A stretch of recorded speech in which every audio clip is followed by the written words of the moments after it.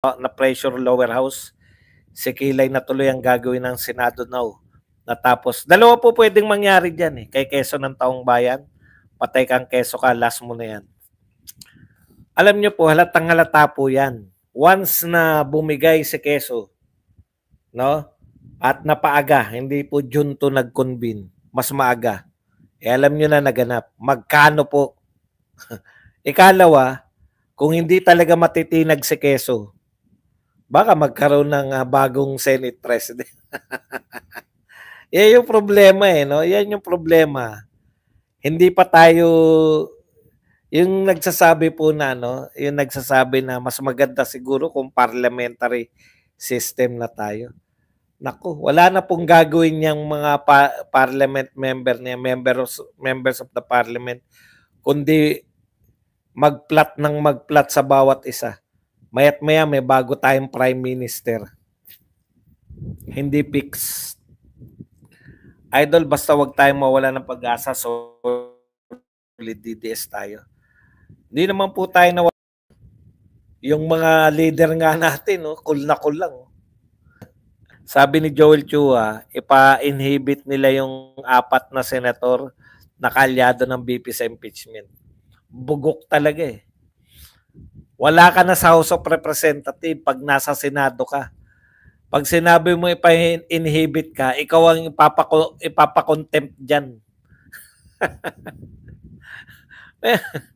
Meron bang tanga ka? Ang hindi niya alam, kinakailangan mo pa rin ng 3/4 ng Senado. Hindi po pwedeng ma-discount yung pina-inhibit. Sana kahon-kahon na lang ang noodles na pinamigay ni Trilling sa mga taga-Caloocan. Yan naman ang kinakain niya sa PMA days niya. Pirated. BBM ako dati, ngayon hindi na kasi nabudol ako. 3 beses din tatawa. Tawa lang ng tawa kahit abnormal yata. Wala naman nakakatawa.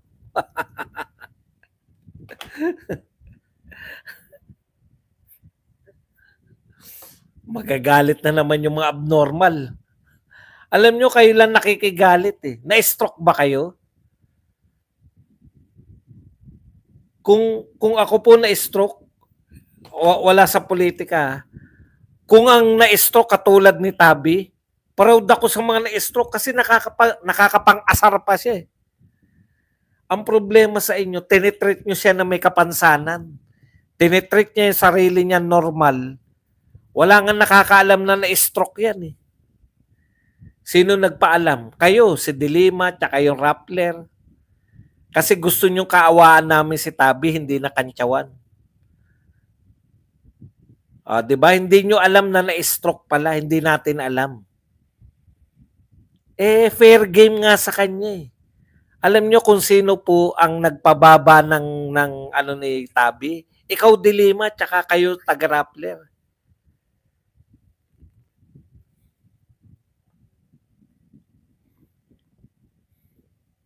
Diba?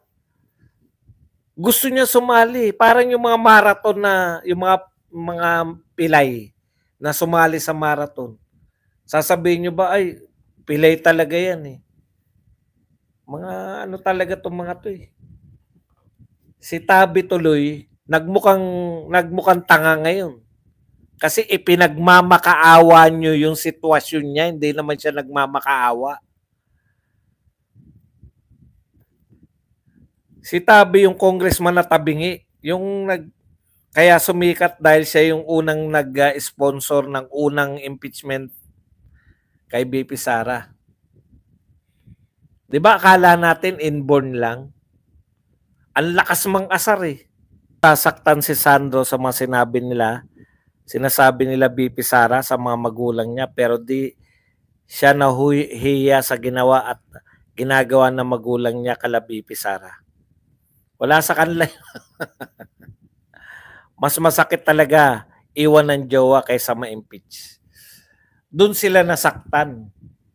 Kasi iba yung ine-expect nila eh. By this time, magwawala na yan si BP Sara.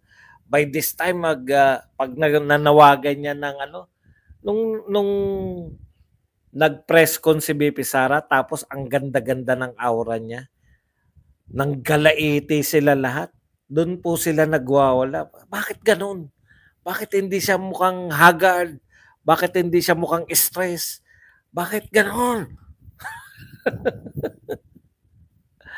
Yun yung pumapatay sa kanila. No, yung magagalit ka talaga eh. Talagang punong-puno na sila ng hatred. Di na makatulog. Huwag gamitin ng pag-stroke. Mayaman po si Tamba at ang masabi ko, buti nga sa kanya na-stroke siya. Hindi po, si Tabi po, iba po si Tamba. Si Tabi po, yung tabingi po na ano, hindi po si Tamba, buhay ang inutang sa bayan kahit 1,000 beses pa na ulitin.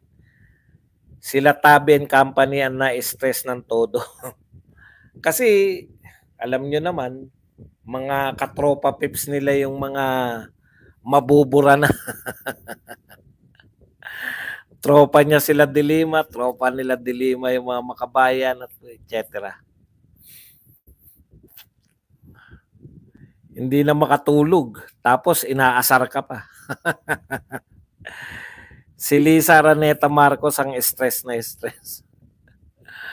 Alam niyo po, sabi nga ni Iramin ko parang, di ba, ang sarap pag yung ano ka, yung stress free ka.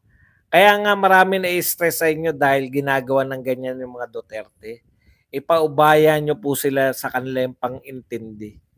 Napakasarap po matulog. Alam nyo ba yun? Ang sarap po matulog ng ano eh. No? Nakikita mo si Inday Sara, na cool lang, nakikita mo yung mga Duterte na kaya nila. Worst comes to worst, mga kapatid. Halimbawa po talaga na natuloy ang impeachment, hindi natin na ipanalo tong mga Duterte senators. Ang karamihan pumasok, mga BBM senators, napatalsik si BP Sara. Kasama po yun sa ano nila na hindi na makatakbo eh. Kita nyo, very obvious. Hindi nyo lang ini-impeach si BP Sara. Gusto nyo pa na hindi na siya makatakbo. Alam mo, wala na lihim-lihim. Bukas si Tamba kakasuhan na. Opo. Take sa suggestion na mag-resign? Ano daw? Si BP Sara para may chance? Alam nyo, hindi po obra yan. Hindi po obra yan ganyan. Ano bang impeachment ang pinagsabi nyo? Pag dahil lang binoto po ng 32 million yan, daig mo pa yung ini-impeach siya, lalaban siya, pero kayo gusto nyo sumuko para lang hindi ma-impeach. Kalokohan po yan. Ang pagsuko po, give up mo yung boto namin. Kanino nyo ba narinig yan? Sa mga kalaban din. Mga kalaban lang po nagsasabi niya, huwag nyo pong i-echo dito sa page ng Kulto ni Digong yung mga sinasabi ng kalaban. Hindi po para sa atin yan. Gusto nila yan na mag-resign si BP Sara. Bakit natin gugustuhin mag-resign si BP Sara? Bakit sasabihin ba ng mga yan, ay maraming salamat, wala ka talagang kasalanan? Pag nag-resign ba si BP Sara, sasabihin ba ng mga yan, salamat nag-resign ka na, ang totoo niya, wala ka talagang kasalanan. Kung yung vice president siya, pangalawa sa pinakamataas, grabe ng siraan yung pang wala siyang posisyon. Di ba sinabi na ni BP Sara yan? No? Nung tinanong siya na hindi ba kayo nagsisisi na tumakbo kayong vice president? Ano sabi niya?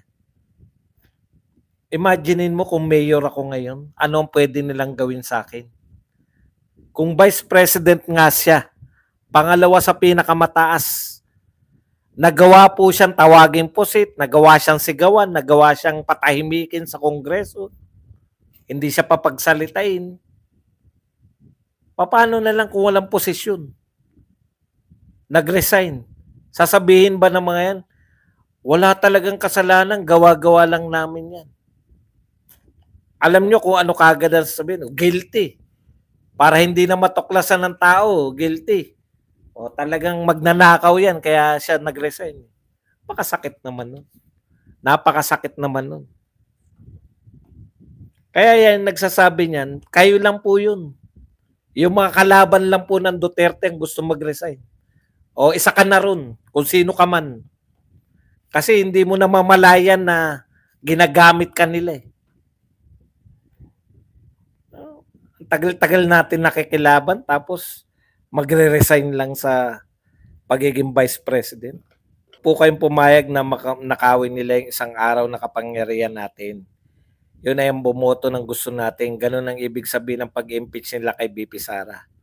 Alam nyo po, straight nyo po Duterte. Kung totoong Duterte kayo. Kung hindi naman kayo Duterte, talaga naman hindi pala kayo Duterte. Pero wag nyo po sabihin na mag-resign. Utot nyo. Laban dapat siya hanggang matapos in case ma-impeach tao na magkakaisa. In case ma-convict, siya pwede namang mapardon. Matindi ang pag-cover up ng mga ahas na congressman. Pag naupo si Inday sa pagkapangulo, goodbye tong mga ulupong. Sabi nga ni Luis Tro, kahit mag-resign si BP Sara, itutuloy pa rin ang impeachment. Tignan nyo. Itutuloy pa rin kahit mag-resign. Ano ibig nyo sabihin na tama si Kong Marcoleta na walang kwentang 7 articles of impeachment, Sir Badong. CPP written talaga. Nabasa ko rin yung number 5 ang nakakatawa sa lahat. Nung mayora pa siya ng Davao City, isinali pa. Ginagamit sila tas pag may malaking issue na dapat harapin ni BBM, yung mga ginagawa nila na issue para matakpan si Boss BBM. Talo po tayo riyan sa hindi po. Wala po sa Duterte ang resign. Bakit ka magre-resign? Binoto ko ng 32 million. Iba po yung kaya siya nag-resign ng DepEd. Kasi ang DepEd po, ang cabinet position po, kung ikaw po ay gusto pa ng presidente, hindi na siya gusto. Ayaw niya ipagpilitan yung sarili niya. Iba po yung vice president. Vice president po, tao nagluklok sa kanya.